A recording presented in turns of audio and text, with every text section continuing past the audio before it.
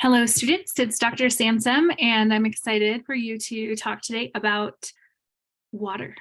We have a quote from President Harold B. Lee. Just as water was and is today essential to the physical life, just so is the gospel of the Lord Jesus Christ essential to the spiritual life of God's children. That analogy is suggested by the words of the Savior to the woman at the well in Samaria, when he said, "Whosoever drinketh of the water that I shall give him shall never thirst, but the water that I shall give him shall be in him a well of water springing up into everlasting life." And I wanted to share this one today, especially because we're talking about water and why it is essential to physical life. And I think when we think about the ways that water is used symbolically in the scriptures, we can make connections to the science of what water does, how it behaves. And that's what we're going to be talking about today. The special properties of water, we call them. So we're going to be talking about the special properties of water that are due to hydrogen bonding. And we're also going to introduce a couple of additional intermolecular forces. So last time we talked all about the sort of pure intermolecular forces, like if we were just talking about a pure substance, but not a mixture necessarily. Although we did see some examples of how hydrogen bonding could happen between different types of molecules.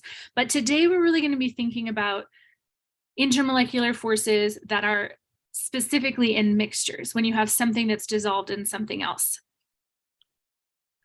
So let's think a little bit about water and why it's special or different than other substances. So why is water a liquid and not a gas at room temperature? Other molecules that have about the same mass tend to be gases, but water, because it has such strong intermolecular forces, is going to be a liquid at room temperature. And that's really key to a lot of the, probably why water is the basis for life is because it's a liquid at room temperature, or at sort of the normal temperatures that we experience at the surface of the earth. Why does liquid water boil at such a high temperature for such a small molecule? Again, most molecules that have such a small mass would be gases at much lower temperatures.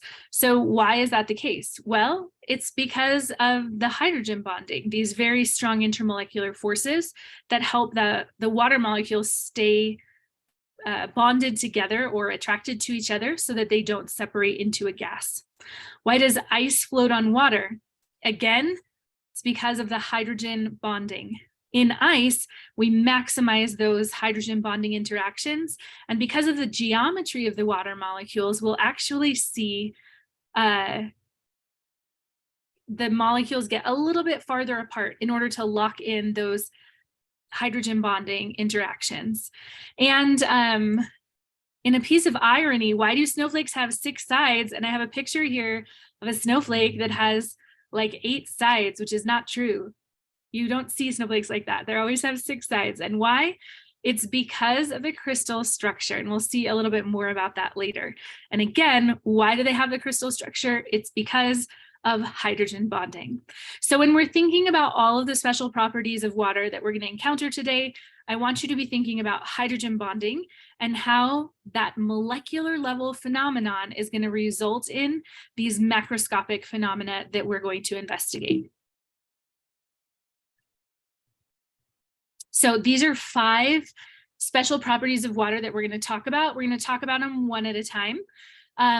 Density is one, specifically this idea that ice is less dense than water. Capillary action, surface tension, heat capacity, and universal solvent, the ability to dissolve lots of things. So again, we'll talk about each of these in more detail. The first one is density. So this is actually a picture that I took in Antarctica of this giant iceberg floating in the ocean. And why is this happening? If we look at the molecular structure, which you can see in the top right corner of the screen here, the molecular structure, when we're maximizing all of the hydrogen bonds, results in this hexagonal shape. And we see that reflected in the shapes of actual snowflakes that are hexagonal as well. They have that same kind of symmetry.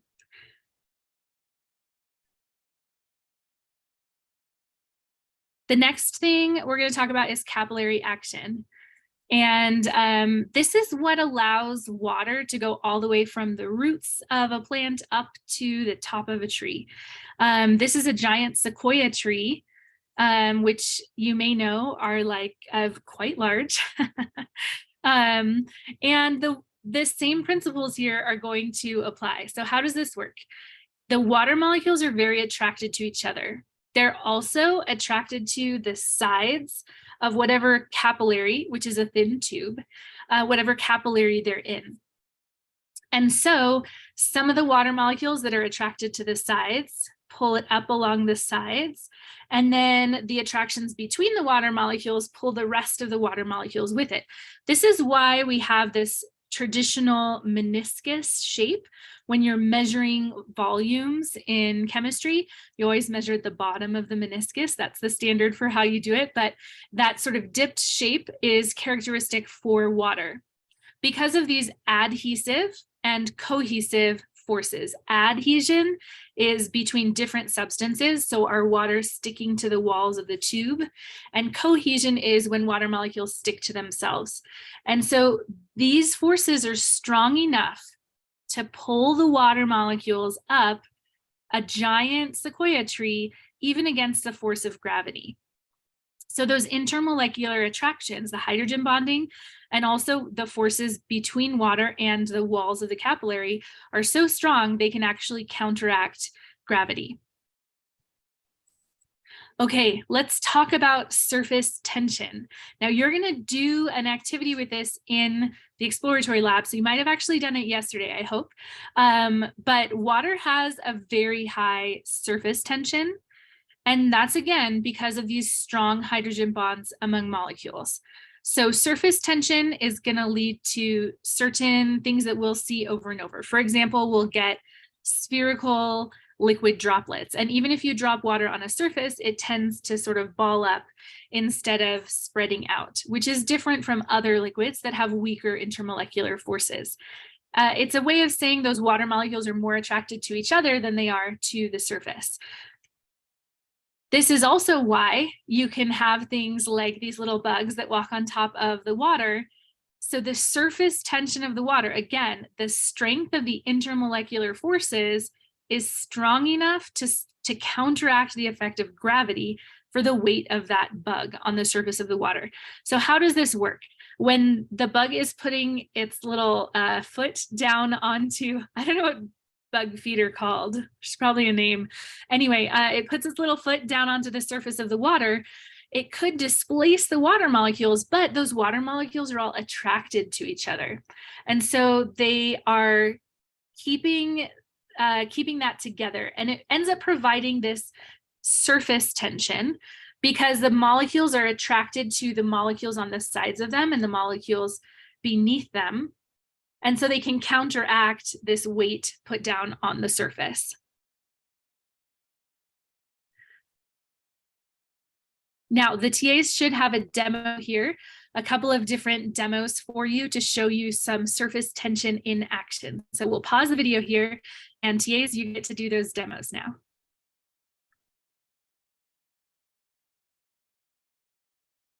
Okay. Next is heat capacity. So heat capacity is the ability to absorb large amounts of energy with only a small change in temperature.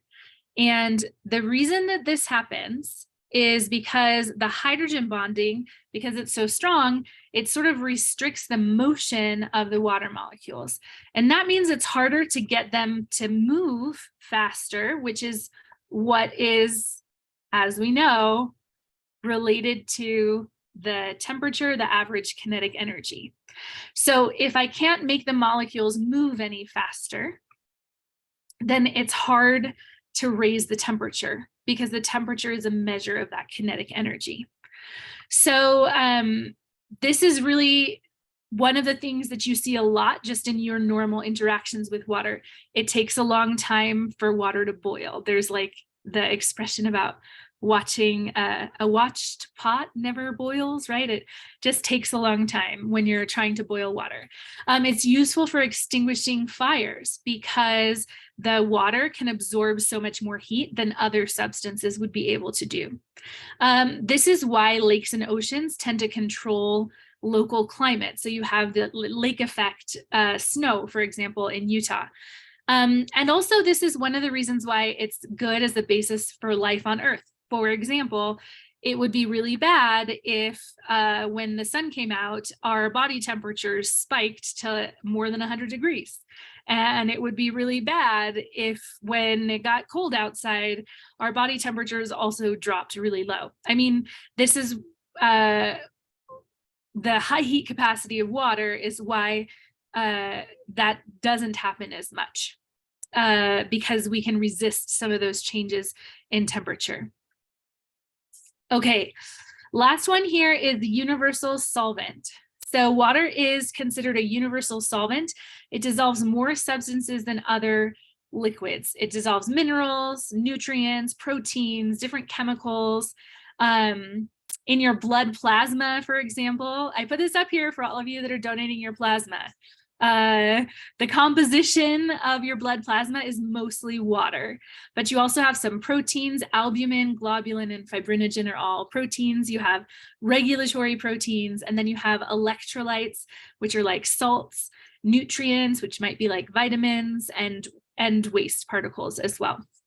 So all of those things are dissolved in blood plasma. So this is what I'd like you to do in your groups. I would like you to consider, why would water dissolve more things than other liquids? Okay, why would water dissolve more things than other liquids? So take a moment to consider that. So we'll pause the video.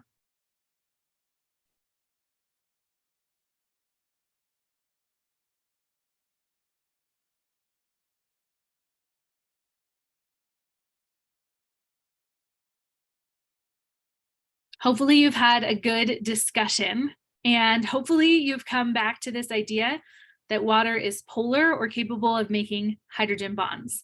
So one of the reasons why it can do this is because it's polar, and polar things are a little bit charged, but not completely. Therefore, they can interact with things that are charged, like ions, like in our electrolytes and salts that we need in our blood. But they can also interact with things that might not be charged, like oxygen or carbon dioxide that can dissolve in blood, and proteins that can dissolve in blood that may or may not be charged. And so water can interact with polar things, with non-polar things, and with ions. All of those are possibilities for water. So that's why we consider it a universal solvent. It dissolves so many things. Other liquids tend not to do that.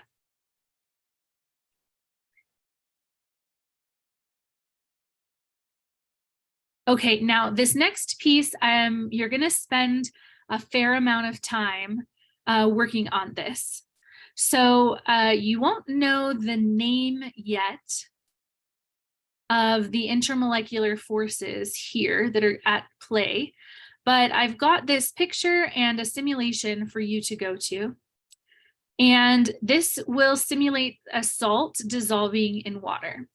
And what I want you to do is look at what's going on there in the simulation. And I want you to write down all of the things that you think are happening. So what sorts of intermolecular forces would have to break in order to make the solution, the mixture where the salt is distributed throughout the water? And what sorts of interactions would have to be formed in order for that to happen? So I want you to watch the simulation and then think about all of the forces that would be happening. And then I want you to also think about which of those are going to require energy and which ones are going to release energy. Okay, this will take a few minutes. So we'll pause the video here for you to look at this simulation.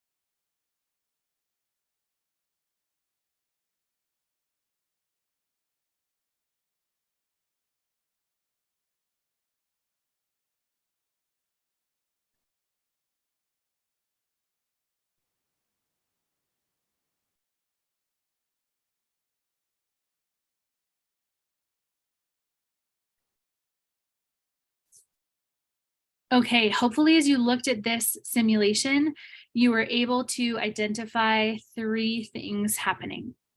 The first is that you had solute and solute intermolecular forces break. That means the ions got separated from each other. Solute is the word that we use for the thing that's dissolved in water. Solvent is the thing that does the dissolving. So in this case, it's the water. So solute intermolecular attractions break. Those are called ionic bonds. We talked about those last time.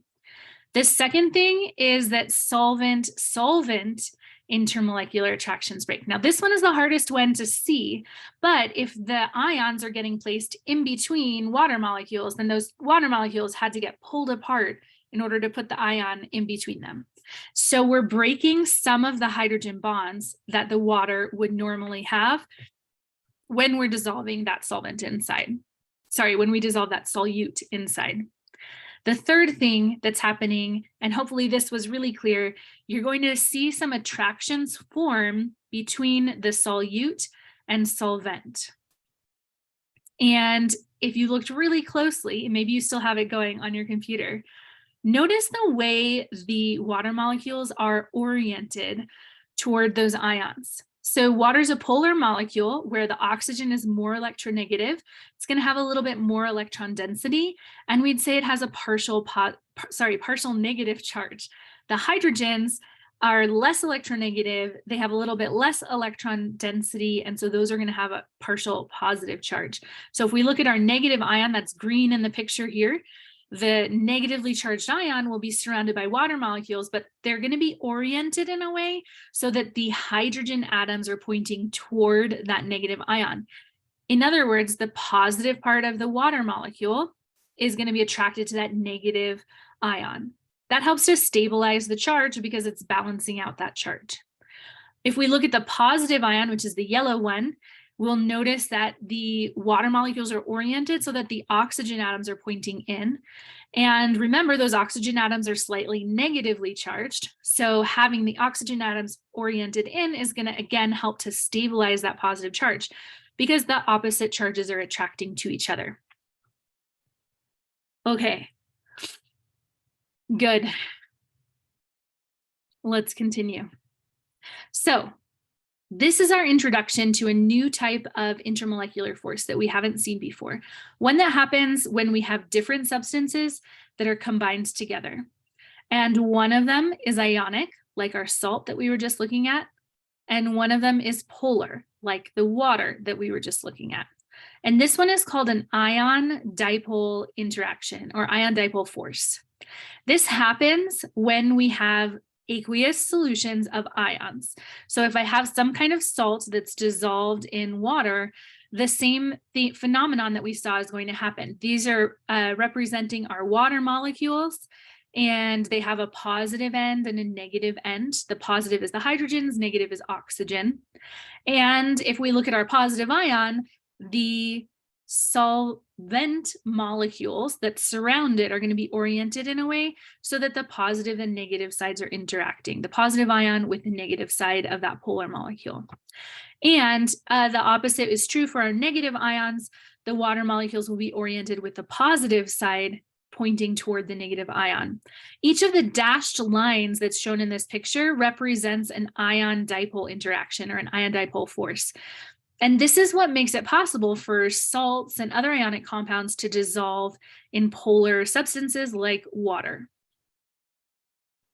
And the stronger these intermolecular forces are, the ion-dipole forces, the more likely it is for that salt to be able to dissolve.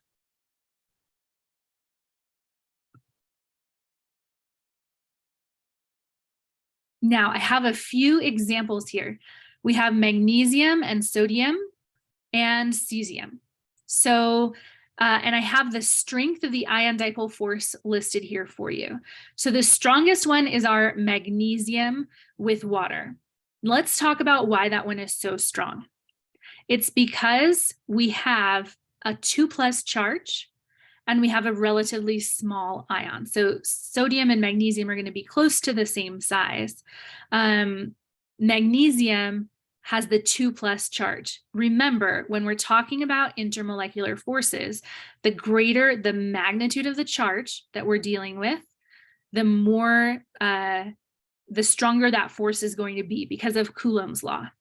And also, the smaller the distance between the charges, in this case, our ion and the negative side of our water molecule, the smaller the distance there, the greater that force is going to take, again, because of Coulomb's law.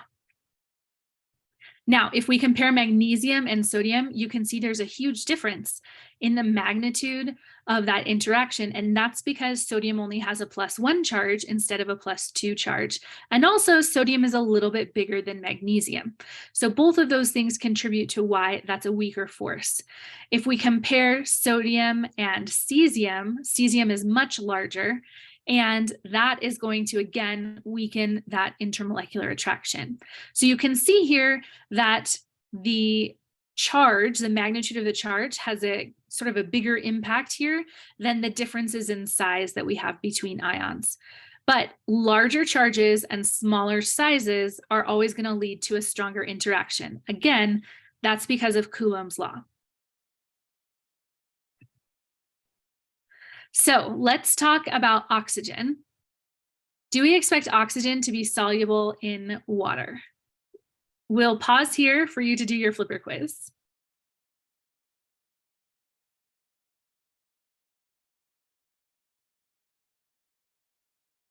Okay, hopefully we mostly answered B. Yes, but only a little bit. But if you answered some of the other ones, that would be okay because we don't know about this yet. You might have thought, for example, oxygen must be very soluble in water because the fish are all breathing the oxygen from the dissolved oxygen in the water, right? But what's happening here is that oxygen, I'm trying to click to the next slide.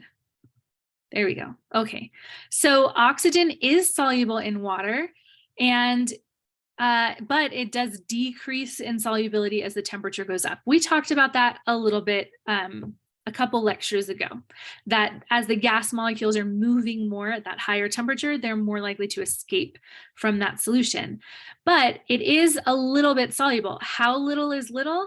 Well, if we look at the units here on this graph, the solubility is 10 to the -3 moles per liter. Oxygen, like close to 0 degrees, is close to 2 times 10 to the -3 moles per liter. So that's not a ton.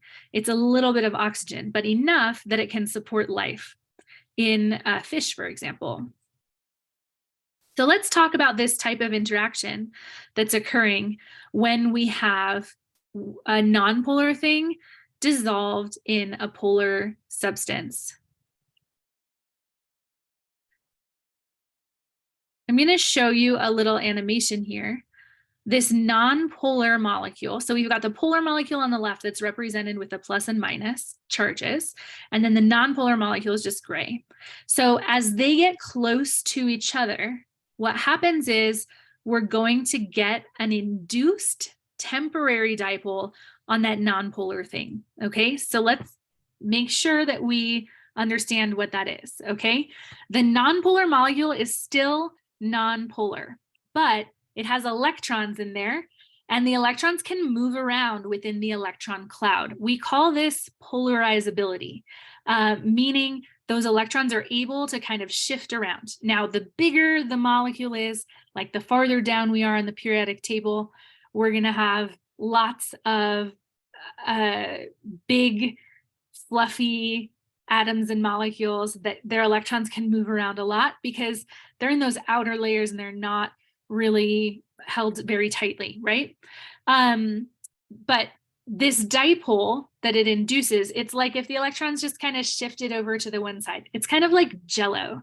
It'll kind of like shift to the one side, right? But then it goes back to normal after you take away that polar molecule.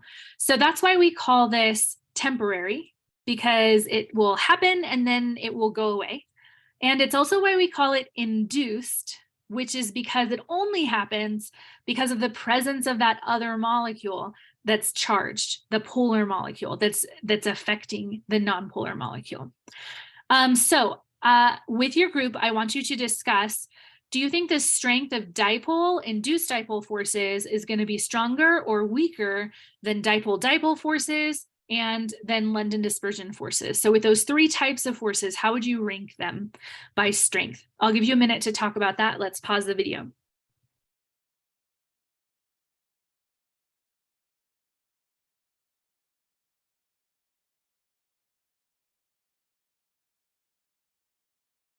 Okay, hopefully when you talked in your groups, you decided that London dispersion forces were going to be the weakest kind here. That's because those are not polar molecules, so there's not a lot of charge separation there.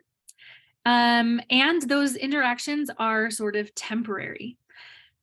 Next, in the strength, we would have dipole-induced dipole. And that's because we have a greater magnitude of charge on that polar molecule. But one of the molecules is still nonpolar. And the interaction is still temporary.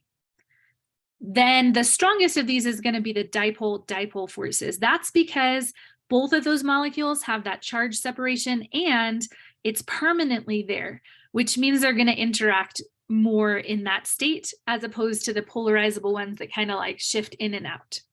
Okay, so as we're considering the strengths of these intermolecular forces, we want to think about the magnitude of the charge. The same way when we thought about an ion dipole force, we were looking at the magnitude 2 plus versus 1 plus on our ion. We're thinking about the magnitude of the charge. Polar molecules have more charge than nonpolar molecules, and ions have more charge than polar molecules.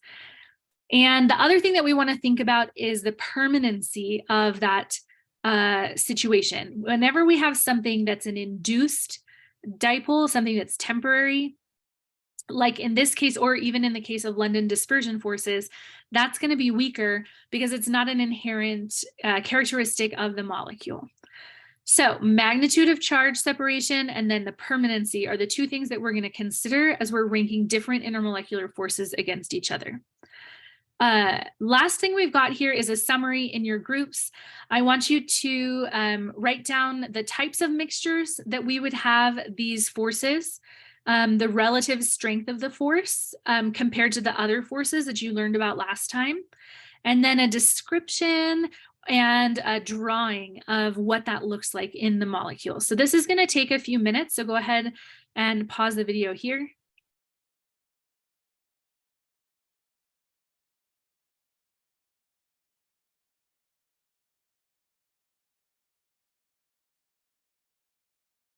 So for our ion dipole forces, we're going to have ionic compounds dissolved in something polar. This is like when you have salt dissolved in water. The relative strength of the force is pretty high because we have that full charge and a permanent charge on those ions. And so this would rank higher than hydrogen bonding, just below ionic forces. If we draw a picture of it, we should show positive ions surrounded by polar molecules with the negative poles pointing in, and negative ions surrounded by polar molecules with the positive poles pointing in. For dipole-induced dipole, this is going to happen when you have a polar substance interacting with a non-polar substance. So an example is oxygen dissolving in water. The relative strength of the force is pretty weak, but it will be a little bit stronger than London dispersion forces and less than dipole-dipole forces. If we draw a picture, you almost have to have sort of like a time lapse because you have your polar molecule, and as the nonpolar molecule approaches, it's going to induce that dipole in the nonpolar molecule, and then it will be temporary. So it will go away and go back to its normal state. Okay, that is the end of the lecture for today. Thanks for your time and attention today, and I hope you have a great day.